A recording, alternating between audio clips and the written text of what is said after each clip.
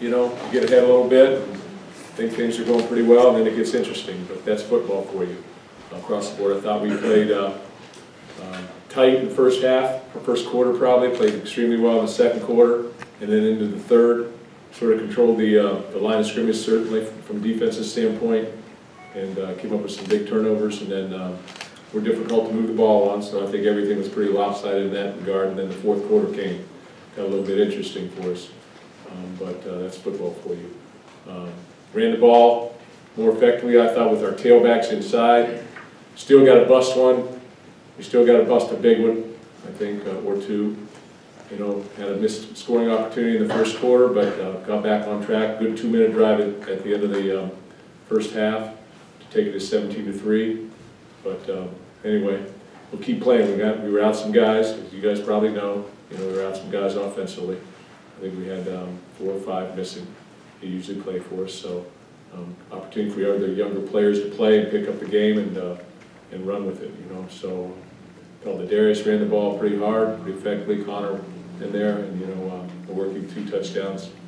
But defensively, I thought we played extremely well. Then, you know, roughing the passer, difficult to, you know, you can't, and that was a good call. But that gives them a first down, and they hit a double pass on us, and all of a sudden it gets interesting. So I just take some questions, but happy we're 3-1. Got Northwestern next week. 3 out of 4 of the next ones are home games.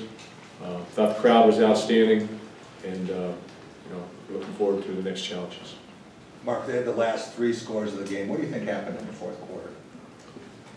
Well, I think they did a nice job onside kicking, and we're looping it up. We almost lost another one, and then we took a shot deep there, and then you know, momentum started to change. Momentum is a very powerful thing.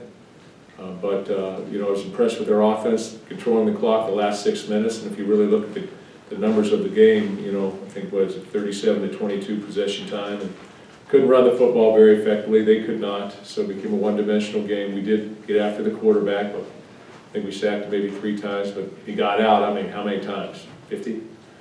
You know, he got out way too often, so probably 6 or 7, and that makes it always dicey for you.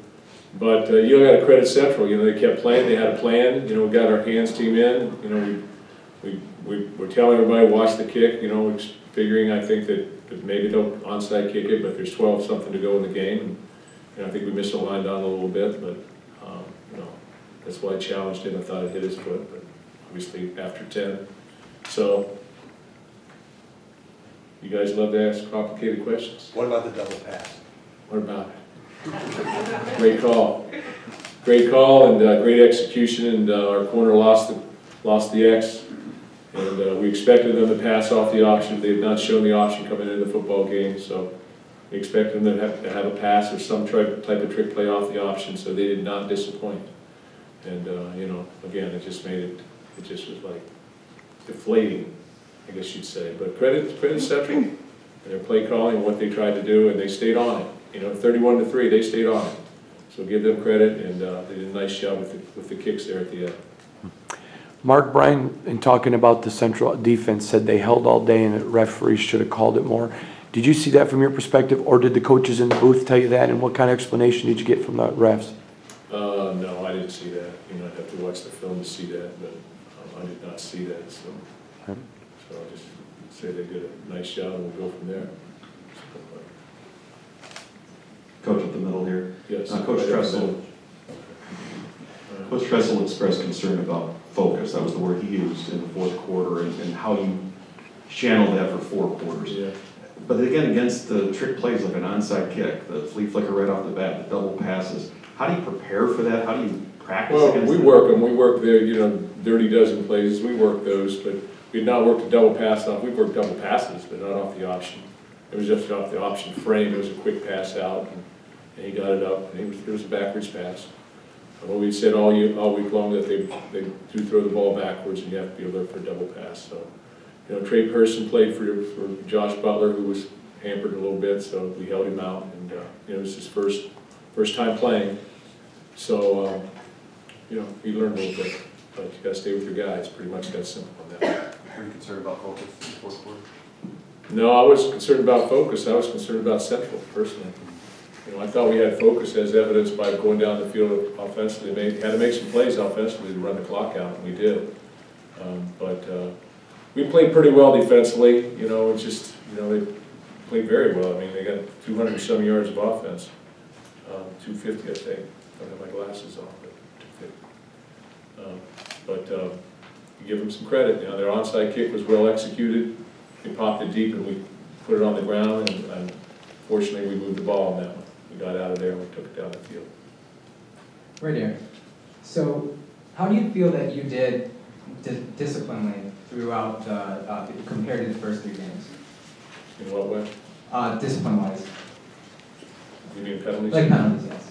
Well, we had the one offsides penalty, where we jumped.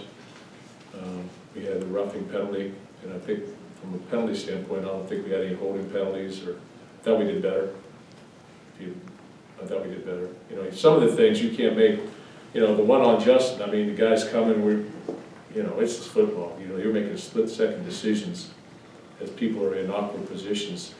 So sometimes those things are going to happen. So, but again, I don't have my glasses on, so I'm not sure how many penalties we had.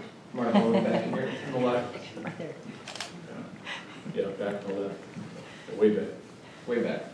Enter the game with no Daryl, no Cam, no Jalen, and Cody gets banged up. Yeah. 1, any update on those guys? And 2, how much did that affect just what you were able to do offensively? Maybe some of the chemistry between Brian and guys when you get that far? Yeah, it's difficult. It's difficult. But I don't ever come in here and make excuses. Cody,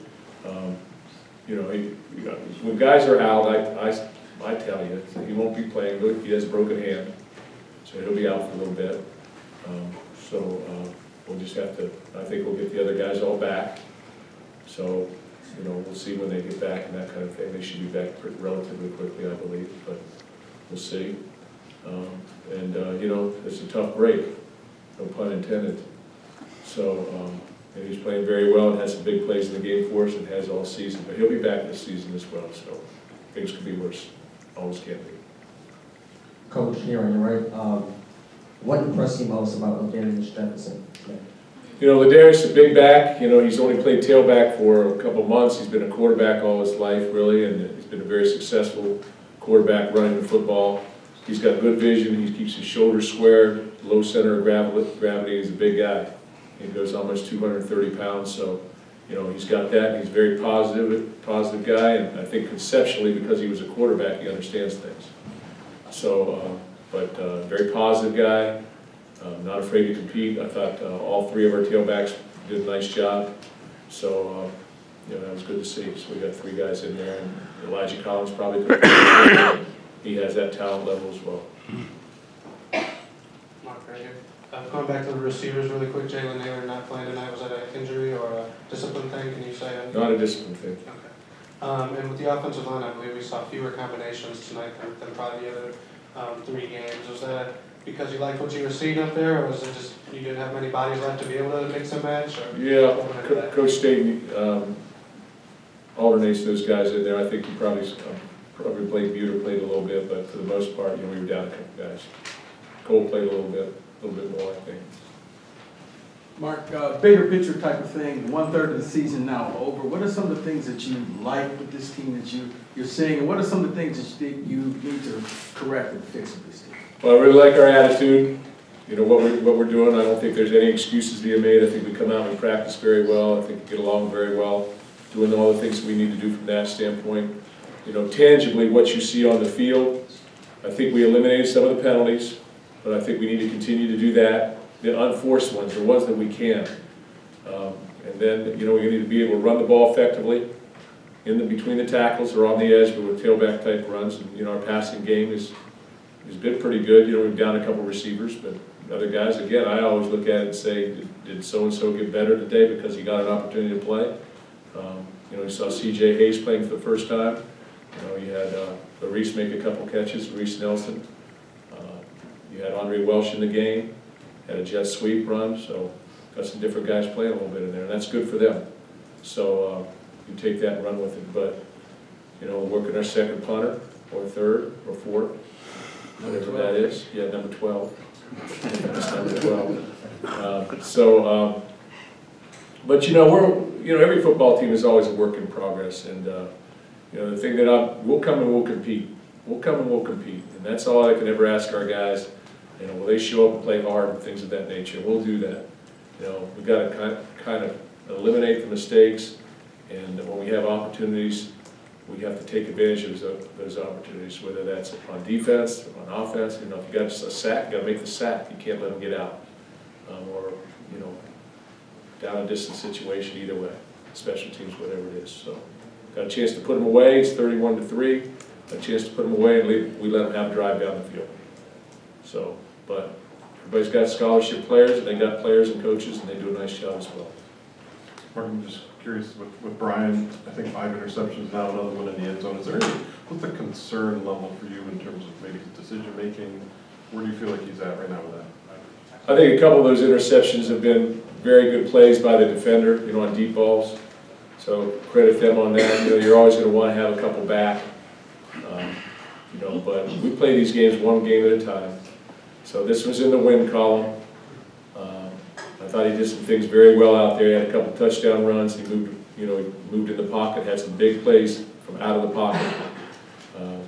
Made some good decisions on blitzes to get the ball out hot. He threw some RPOs that were very well executed. So there were a lot of good things I think that he did. But you got to watch the film and listen to the quarterback coach and and listen to make sure everything's going accordingly. But I don't worry about the interceptions as much as how do we play every single game. And yeah, you'd like to have the one back, but he might have been getting held a little bit on that play. That's probably the one he's talking about. Do 2 more, Frank and Chris. Mark, 3-1 is what it is, as you might say, but as you move forward now, what kind of a leap do you think this team needs to make as you move into October and the teeth of your schedule? Well, we've said all along that this is going to be, this is the meat of the schedule. Our goals are always to play through the first 4 and, get done with August camp and play through the first 4, and then you hit that October deal. And then if you play well in October, you're competing for championships in November. And that's our goal, compete for the championship in November. So before we can do that, we have to play well in October. Northwestern comes in. We always have great games at Northwestern. If you don't think games are tight around here, you just look at the history. So that's been the nature. I'd like to say we play with grit.